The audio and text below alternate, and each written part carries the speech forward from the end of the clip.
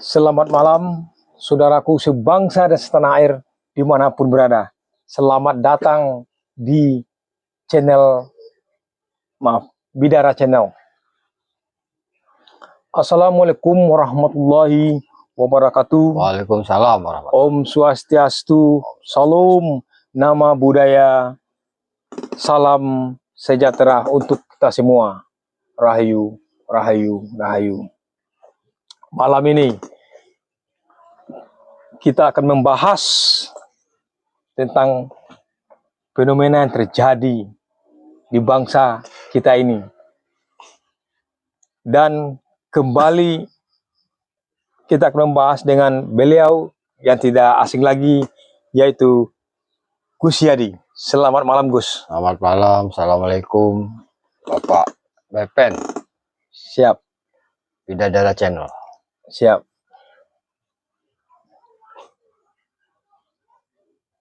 Begini, Gus, yang terjadi akhir-akhir ini, fenomena bangsa kita ini yang terjadi terbaru ini, gue ada pemakzulan wakil presiden kita dan ada demonstrasi besar-besaran di mana-mana. Ini yang agak penting ini, Gus.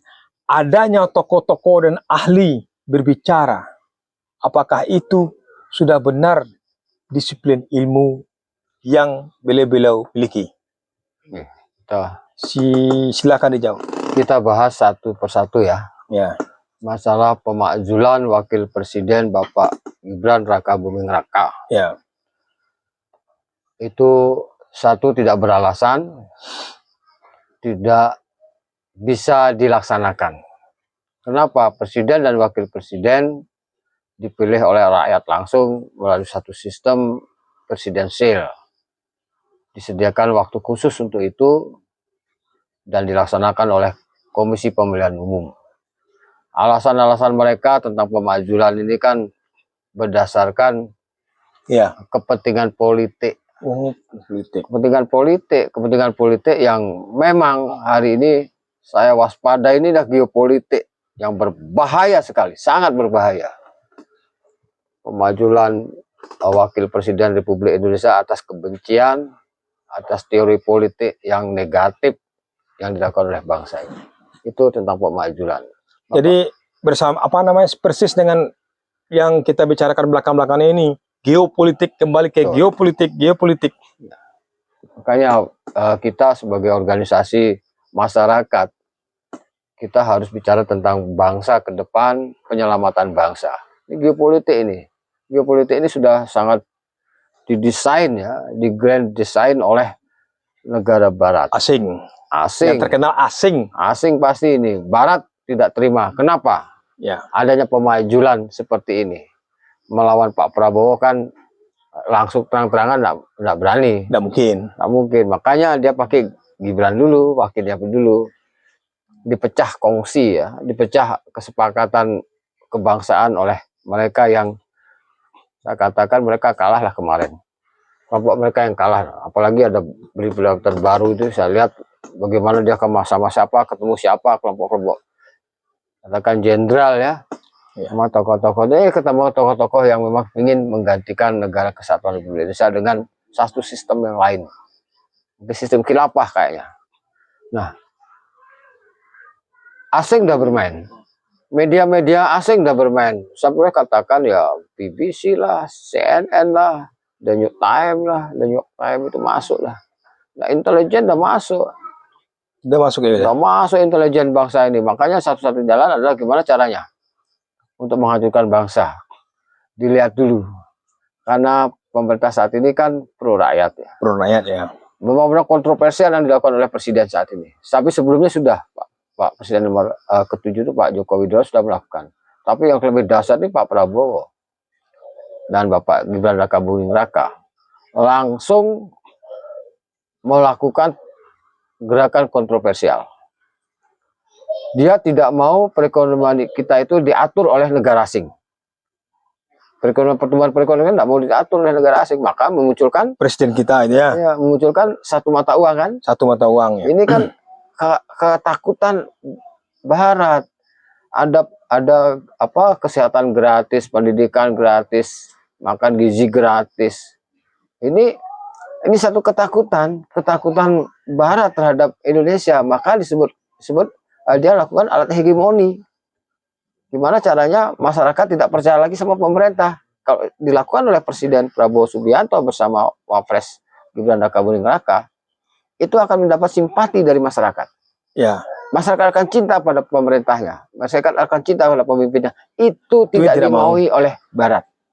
Makanya satu-satunya jalan, maka saya boleh katakan curiga kalau mereka mencurigai akan adanya kudeta Gibran Rakabuming Raka akan mengkudeta Presiden Pak Prabowo. Soal curiga lagi, jangan-jangan kelompok-kelompok ini akan melakukan kudeta.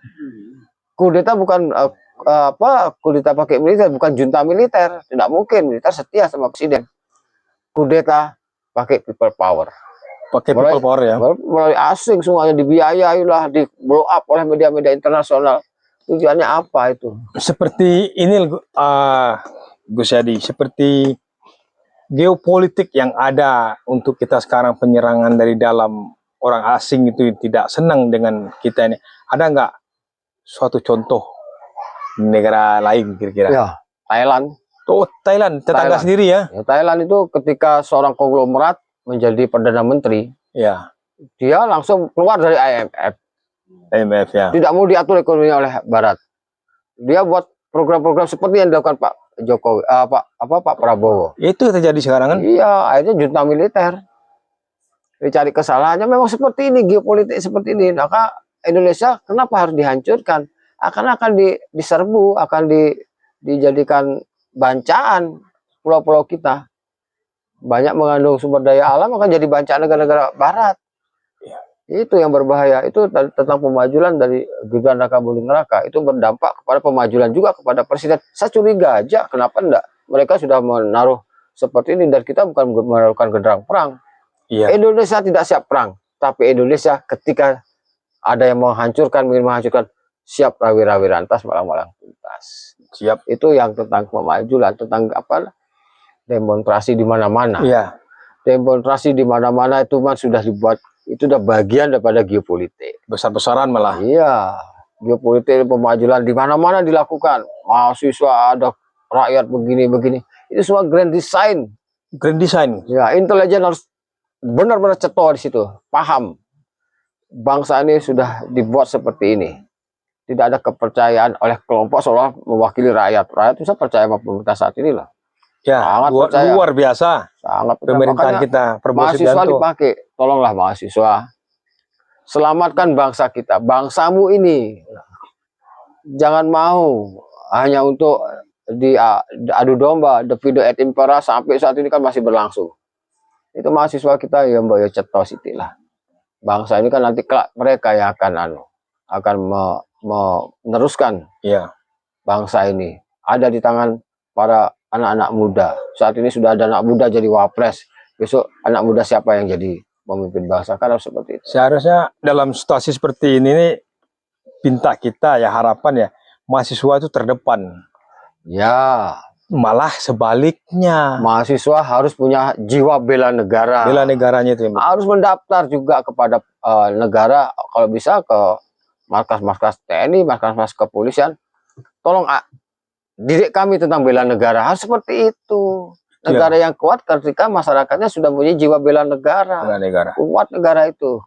Kalau Barat tidak akan bisa tinggal diam ketika Indonesia negara yang kaya, negara yang subur, negara yang gemah ripah jinawi, yang bersatu, ratusan agama ada, ratusan kepercayaan, bahasa jadi satu, ribuan suku sudah ada bersatu. Ini yang tidak bisa terima, harusnya mahasiswa di situ bicara. Ya, kami mahasiswa Indonesia, kami akan menjadi garda terdepan dalam menjaga bangsa dan negara seharusnya. Itu pandangan kita orang yang sudah sepuh ya, kayak kita ini sudah sepuh. Ya, saya ini kapan lagi? Ya. Kok kita kembali lagi ketika dicanangkan Indonesia akan menjadi Indonesia emas, kok malah seperti ini. Nah, Ya itulah kembali ke apa namanya kekurangan apa namanya itu ilmu kebangsaannya tadi itu. Betul. Ada lagi pertanyaan yang ketiga itu tentang tokoh ya. Ya, Dan banyaknya tokoh sekarang ini. akademisi gitu ya. Ya, akademisi. Nah ini ya. maka itu ada kaitannya. Ketika dia seorang akademisi, bicaranya seolah-olah akademik ini.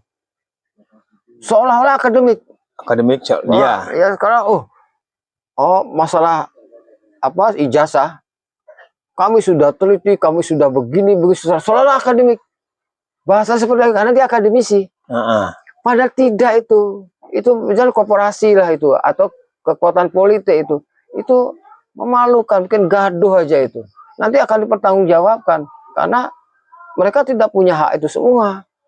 Ini yang berbahaya nih Pak Pepen. Masalahnya ini akademis seolah-olah yang diucapkan tuh pasti hasil akademisi, hasil penelitian itu omong kosong. Nanti ke depannya nanti minta maaf, lempar-lemparan, salah menyalahi. Itu kan akan terjadi. Gaya lama. Terus minta maaf, pertanggungjawabkan di depan hukum. Ya, itu Pak Pepen. Itu luar biasa. Ini berbahaya, makanya saya minta kepada seluruh bangsa Indonesia, rakyat Indonesia, pahami tentang geopolitik. Indonesia lagi maju-majunya, lagi kuat-kuatnya, maka Barat tidak akan terima. Barat akan ketakutan terhadap bangkitnya Indonesia. Karena Indonesia sudah dinas oleh para pendahulu kita bahwa kita akan menjadi pemimpin di atas bangsa-bangsa lainnya. Itu yang ketakutan saat ini sudah mulai bangkit. Itu Pak. Berarti ketakutan yang luar biasa nih, Mas. Oh, sangat takut. Ya, intinya mereka tidak bisa memulai di presiden kita. Jika berpikir tidak akan mampu dia, yang di bawah yang dia ambil, dan wakil dan juga yang kayak mahasiswa kita atau tokoh-tokoh kita yang diambil di situ. Berarti dia mencoba menusuk dari dalam, ya, menghancurkan di dalam. Sebenarnya sudah lama ini dilakukan, tapi skala kecil. Betul. Yang untuk sekarang ini skala besar kayaknya ini.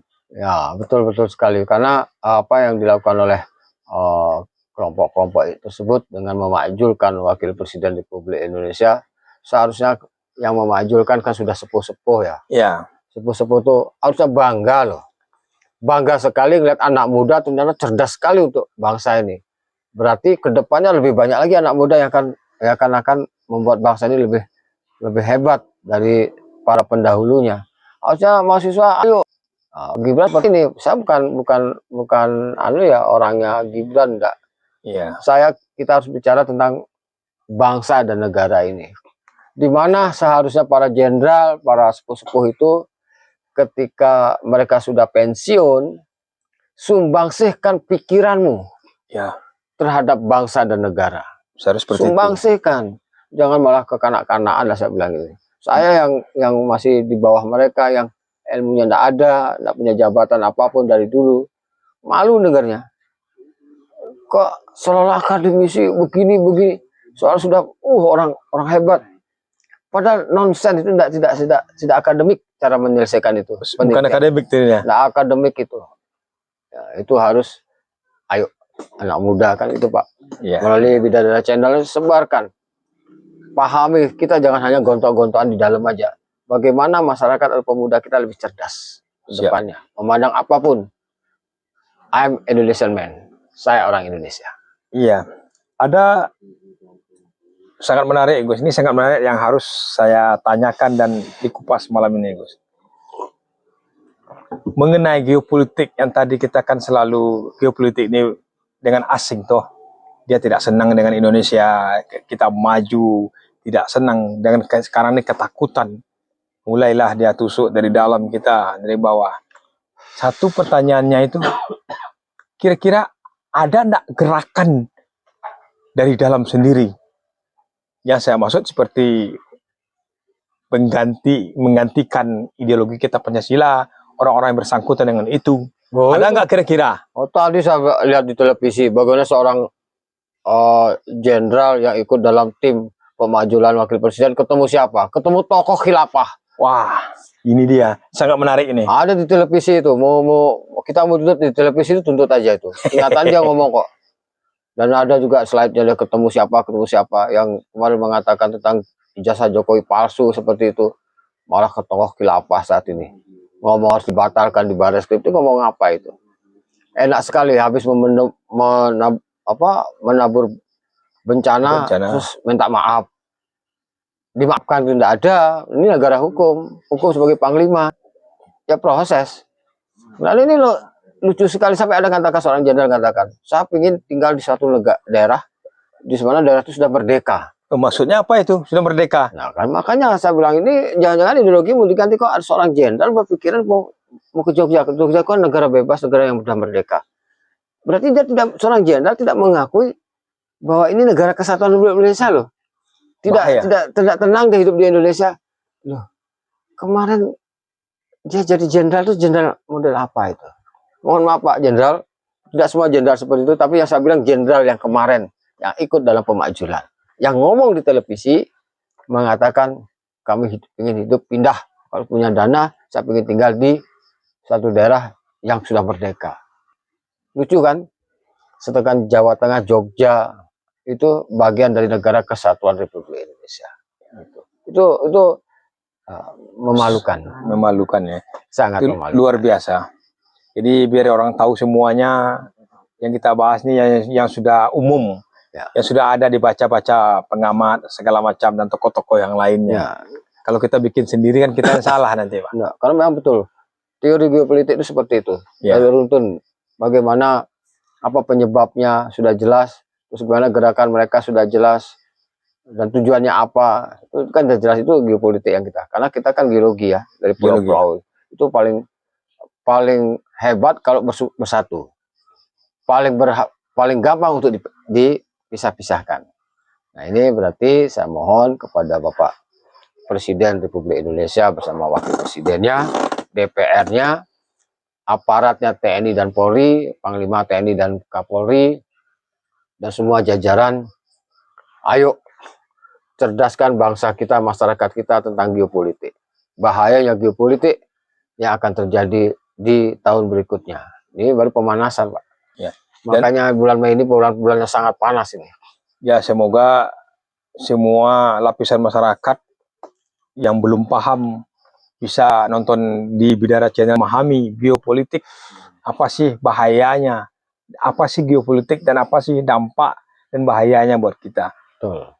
Jadi apa kira-kira yang harus masyarakat lakukan tuh supaya tidak gampang kena hasutan, kena geopolitik ini, dan juga untuk pemerintah kita atau yang berwenang, yang bertanggung jawab untuk ini semua, apa harapan kita atau pesan dari seorang tokoh Gus Yadi?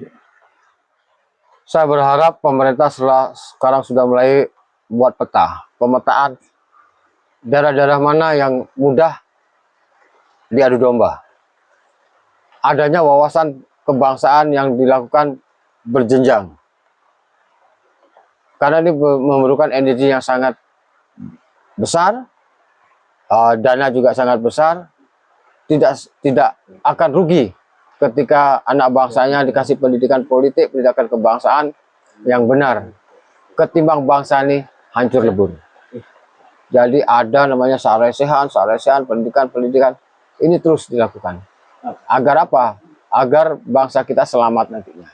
Kasihan, kemerdekaan bangsa ini adalah kemerdekaan yang dihasilkan dari melawan penjajah. Kemerdekaan yang dilalui melalui pertumpahan darah. Berdarah-darah pahlawan kita. Masa kita akan hancurkan begini saja? Masa akan kita biarkan ada satu kelompok ingin mengganti ideologi negara, mengganti negara kesatuan Republik Indonesia menjadi kabupaten atau provinsi dari satu negara lain? Itu khilafah. Saya yakin ini produk khilafah semuanya. Maka geopolitik dimasukkan oleh Barat, karena Barat yang cipta khilafah itu, maka dimasukkan Indonesia. Berarti dengan gampang ya?